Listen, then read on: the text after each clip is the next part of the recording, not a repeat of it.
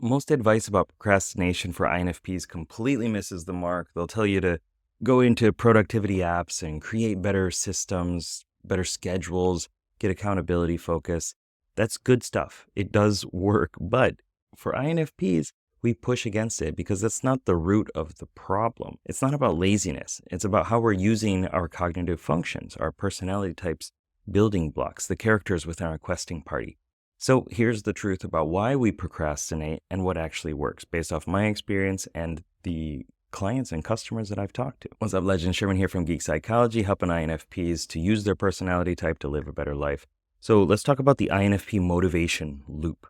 So what is happening for us? Well, for everybody, we need to be emotionally invested in something in order to do it. But for us, we are so on that side compared to other people.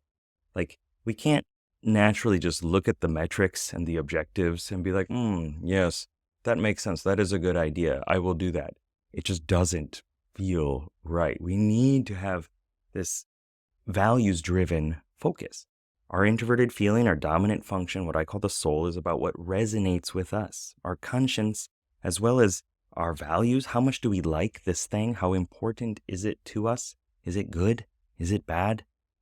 And finding that internal harmonious alignment within. So traditional motivation tactics don't really tap on that. Usually it's like external focused or objective focused, breaking down the goals. And again, I will talk about that. It does work. It is helpful, but we need to kind of hack it to make it work.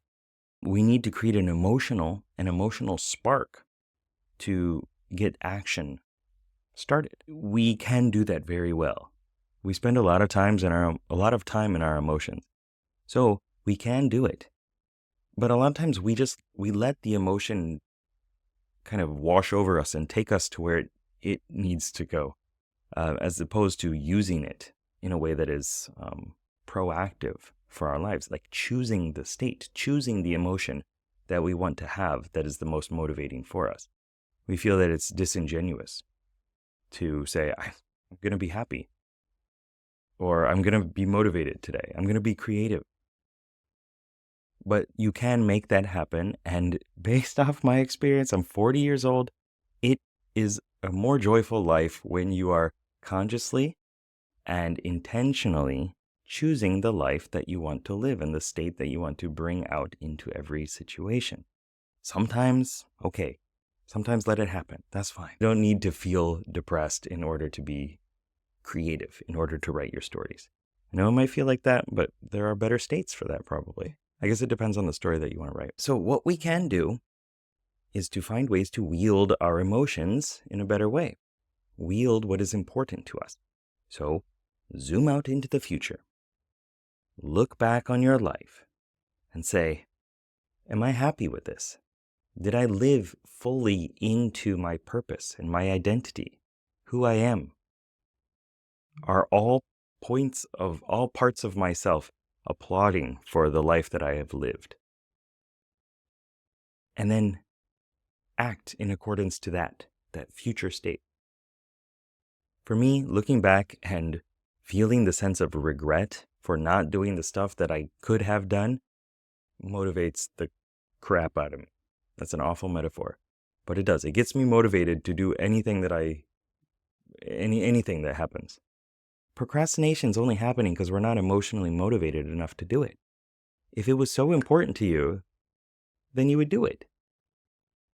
Some things I understand. Writing an essay or something for a class that you don't like, doing your math homework. Okay, that's not motivating for me. So maybe I will procrastinate against that, but that's just a normal human thing. But like the big chunks, the big things in your life, if you're not approaching those courageously, then you are procrastinating because you're not motivated enough to do it. And finding that emotion that sparks action for you is the key. And then you can bring in all those other strategies, connecting, like breaking down the task, chunking it down into smaller pieces, inverse thinking, looking from the future, going back, saying, this is how it worked. Let me break that down and schedule it out. That will be so much easier if you feel emotionally tapped in and activated. And you gotta find that within yourself, or you will regret it. I remember looking back 10 years and being like, wow, I just wasted 10 years of my life. It's over. There's nothing I can do. I'm finished. I've wasted 10 years. I'm almost 30 now. What am I going to do? I might as well just call it quits now. I know a lot of us have thought like that, but that's not the right way of thinking. Like, look at it. Okay. Analyze it if you need to, but take it as, okay, these are the experiences that I had. Let me wrap those with gratitude. I'm glad that I did that. I'm glad that I spent so much time playing games because I did learn a lot of cool analogies and metaphors that I can use to motivate myself and others. Okay. All right. Find the gold within those. Use your extroverted intuition, your explorer, to connect the dots, to brainstorm different ideas, to move ideas laterally and say, okay, this worked over here. Can it work in this field? Can it work in this side over here? Let's play around with it and see what happens. That is a very curiosity-focused, excited character to log into and play on. So use that once you find that emotion that's important to you. I gotta go, but if you want a couple quick tips, first one is to write a letter from your future self to your current self, talking about the impact of your actions. If you don't like the letter that you've written, then it's time to get going. Use that emotion, not to feel overwhelmed, but use it to take more action in the ways that are aligned with who you want to become. Then break tasks into smaller and smaller chunks so that it's so easy that you could tell my daughter she's 7 years old and she'd be able to do it. If it's that simple, you cannot complain, and your commander extroverted thinking will be able to handle it.